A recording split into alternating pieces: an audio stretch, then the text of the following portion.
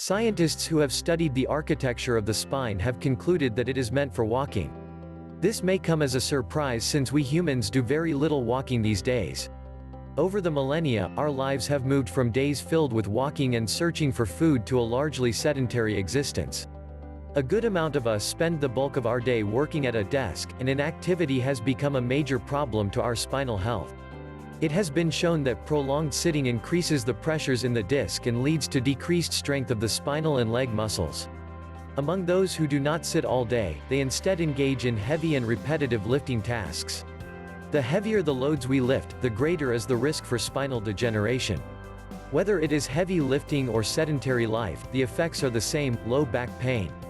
Low back pain (LBP) has now become an epidemic in society. Depending on which study you look at, up to 90% of us will experience low back pain at some point in our lives. A study of adolescents in Norway showed about 57% had back pain in the past year. We tend to think of our children as immune to back troubles, but the statistics show otherwise. Back pain seems to start in adolescence, and follows us into adult life. When comparing LBP with activity levels, researchers report there is an inverse relationship. This means that the less time children spent at the computer or watching television, the less likely they were to report back pain. Walking and other forms of physical activity decrease the occurrence of back pain. In a study of adults with LBP who engaged in regular low to moderate exercise, such as walking, researchers observed that patients who exercised had improved mood, reduced need for physical therapy, and used less pain medication.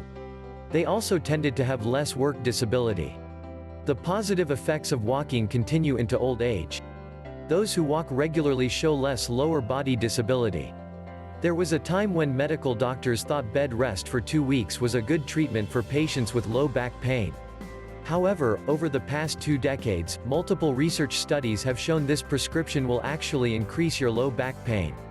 Whether you have back trouble or not, it is important to stay active, and walking is one of the best ways to keep you pain-free. You don't need a gym membership to do it, just some comfortable shoes. Physical activity lowers your risk for back trouble, and is also the best activity to engage in during rehabilitation following an injury.